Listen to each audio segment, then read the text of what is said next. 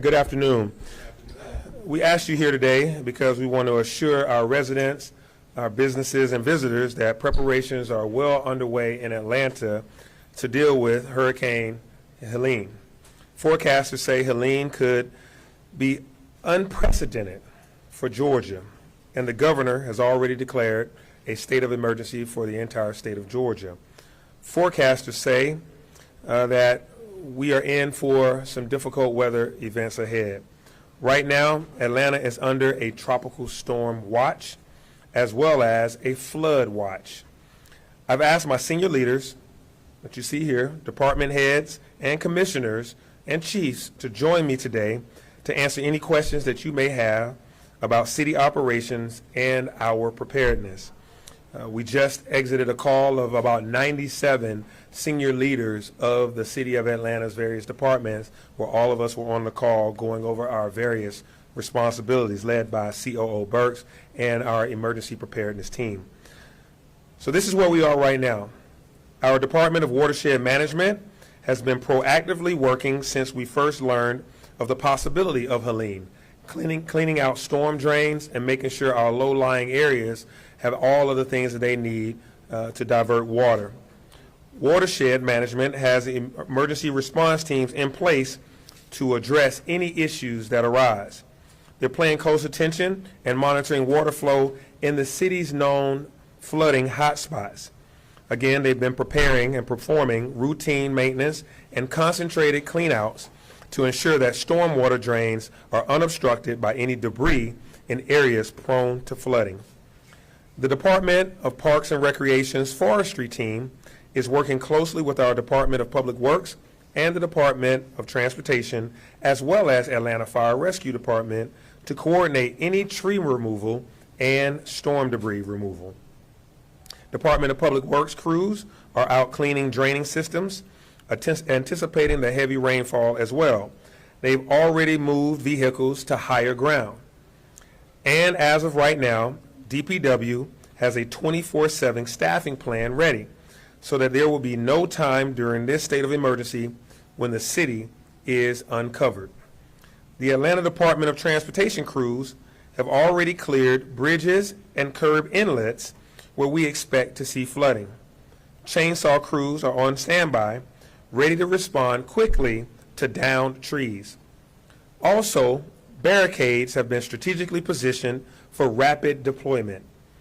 Our E911 group has implemented their severe weather action plan, and operators are prepared to shelter in place as needed. Also, thanks to the Westin Hotel, they have stepped up and offered to house our E911 staff as needed as they work around the clock. Atlanta Fire Rescue Department is prepared to assist with everything from swift water rescues to downed tree removals if necessary. They've got their vehicles fueled up and ready to go. And the Atlanta Police Department is prepared to respond to any safety emergencies throughout the storm. Chief Shearbaum has already deployed extra supplies to precincts, and shelter-in-place locations are being identified for essential staff. ATL 311 is activating outside of its normal business hours from 12 midnight to 7 a.m. on Thursday, giving Atlantans 24-hour access to information. Again, ATL 311 will operate for 24 hours starting at midnight tonight. And we're giving our remote, is it tonight or is it tomorrow night? Tomorrow night. I got my days right. And we're giving our remote staffers MiFis and Wi-Fis just in case they lose power. At Hartsfield-Jackson Atlanta International Airport, they already set in motion plans for flight cancellations and the possibility of stranded passengers. Concessionaires are planning to stay open as needed to accommodate passengers and crews and workers there. We've also made sure that there will be additional people on hand to continue to clean all of the terminals and concourses. Also, all activities at parks and recreation facilities are canceled for today and for Thursday. Again, parks and recreation facilities are canceled for today and Thursday. We will have a comprehensive list of openings and closings and schedules on atlga.gov Again, that's atlga.gov, our website. And let me remind our residents to text the word notify ATL, one word, notify ATL, to this number, 24639, to sign up for emergency alerts. You can get alerted as we continue to offer up information. Notify ATL to 24639. Lastly, the City of Atlanta's offices has asked non-essential employees to work from home for their safety tomorrow. Again, work from home tomorrow to all Atlanta offices for non-essential employees. Ms. Burks, did I cover everything? Our COO Burks is here. Did I cover everything? Mayor, I think you covered everything. Okay. All right, good deal. Now I will address any questions, and we have our team members here that can also address any questions that the media may have. Any questions? I guess for those senior citizens, I imagine that would be a point of emphasis. Maybe if you have a neighbor or a family member who may not be as mobile, is that an area that you have directed any special resources or?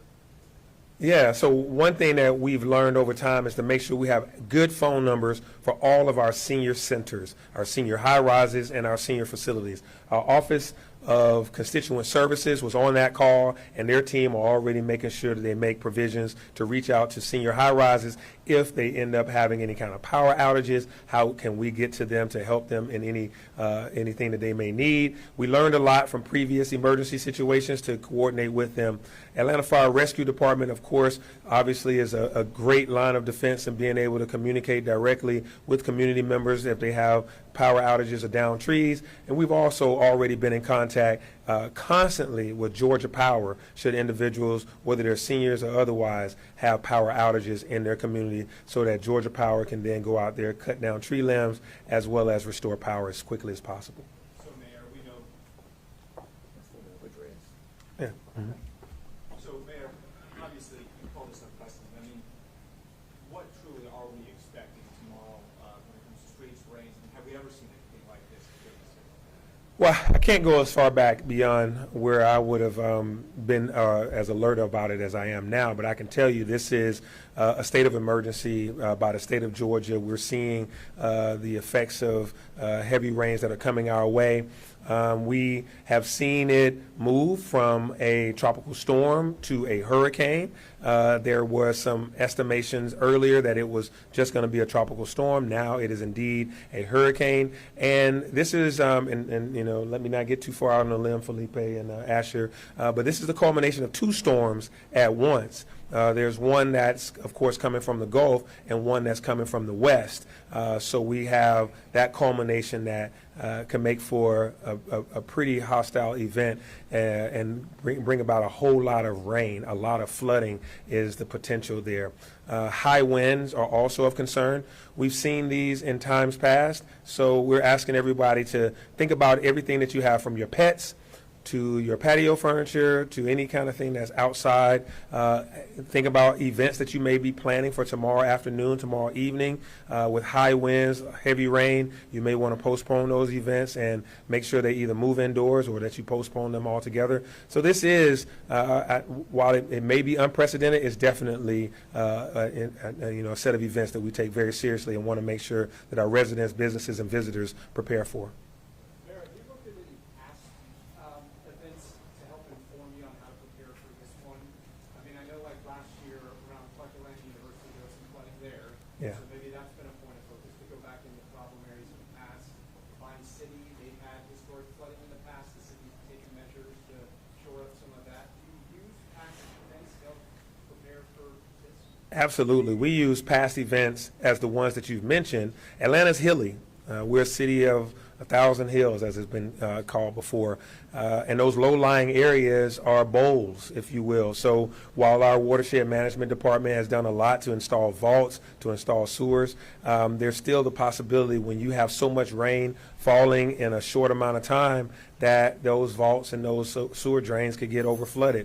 We don't want that to happen, but that's why we are going to those areas. We've already started. The watershed management team has already gone in and started doing clean outs where the drains drains may have already been clogged from debris and litter, et cetera. They've gone in today to clean those out, and they'll be constantly monitoring those, learning from those events. But also, we've learned from recent events. In May 31st, the water main breaks. We learned a lot from that, which is why we were all able to get 97 of us on a call today. And also, on that call, most of the departments were already had their pre-event planning models, had their preparations. They didn't have to be told what to do. They were already prepared based on the preparations from our emergency preparedness team.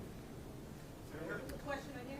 Sorry, yeah, realizing all the preparation you've done, given how unprecedented this is, how much are you sweating it now going into fall? Well, you can't predict the weather. If we did, we wouldn't have, these big weather swings that we have.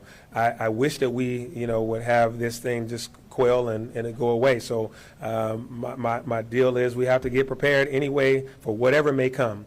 So we prepare for the worst and hope for the best. And so for us, we are getting everybody ready. This whole team here, we know that we're opening the Joint Operations Center tomorrow morning at 7 a.m. Each department will have a representative right there, all looking at the same set of screens about weather patterns, looking at street cameras to see what the street conditions are.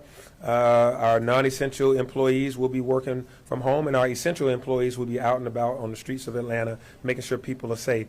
So I'm not sweating it because I got a whole bunch of other people that's going to be sweating it, and they'll be giving me updates throughout the night and throughout the day. But I think we're much better now than we've ever been to be prepared for these things. Last question? Mayor, do you know what's going to be done to reach out to the homeless communities so these people may not even know the storm's coming? Yeah, absolutely. I actually would like for, did you want to answer that, Asher, or the team about, oh, you want to? Yeah, Ms. Burks, you can talk about that. Sure. Thank you for the question around our unhoused population in the city of Atlanta. We have been working very closely with Partners for Home. As you know, some time ago, as a part of our bridge efforts, we had a partnership with Wellstar in using their facility for our homeless population. We have requested and been approved of an extension of that with Wellstar. And so between housing our unhoused at Wellstar as well as our parks and recreation centers, we have 3 of them that are ready to open if needed. That's the Selena Butler Park Recreation Center, the Old Adamsville Recreation Center, as well as the Central Park Recreation Center in the event we need that for overflow. Thank you. Thank you all. We'll be in touch again if we have any additional updates. Thank you. Thank you, team.